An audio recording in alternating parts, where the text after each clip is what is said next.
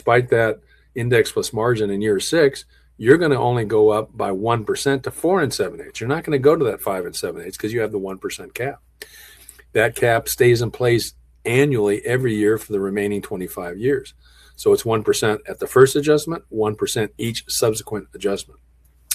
Over the life of the loan, 5% life cap. So on a 3 7/8 bought down rate, when you got that seller credit, you're going to have a life cap of 8 7/8, single digit life cap. That gives you lots of protection in a rising interest rate environment, which of course it would have to be a sustained rising interest rate environment to ever get to that life cap. But nonetheless, at least you are rest assured that you have a single digit, pretty low level life cap to guard you against the worst case scenarios.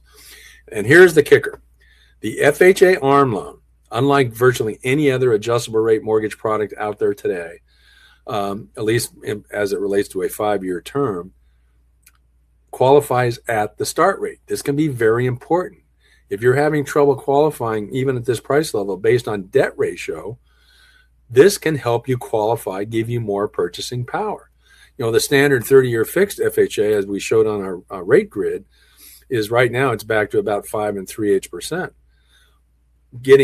Being able to qualify at 3 7/8 means your debt ratio is going to be calculated on a much lower monthly payment.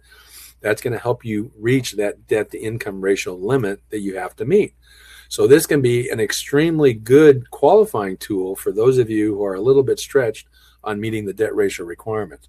So again, as a first-time home buyer, this is really good for you to know. If you're working with if you're an agent working with a first-time home buyer, you're running into some trouble in terms of getting pre-qualified because debt ratio is an issue, the 5/1 ARM can be a great alternative. Now you might say, oh wait, it's only fixed for 5 years. A lot of risk there, right? Yes and no. If you're able to pull this off and you start at 3 7/8 for 5 years, you know that worst case in year 6 is 4 7/8. Worst case in year 7 is 5 7/8. You've got 7 years at that point where your rate's going to be between 3 7/8 and the current level of rates in general, about 5 7/8. That's an awfully long time to give you the opportunity to do what?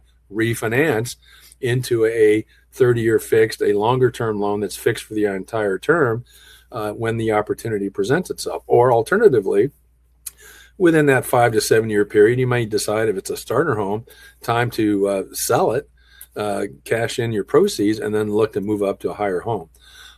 So this is a great tool for those of you who are very interest rate sensitive and maybe a little bit tight on qualifying based on debt rate.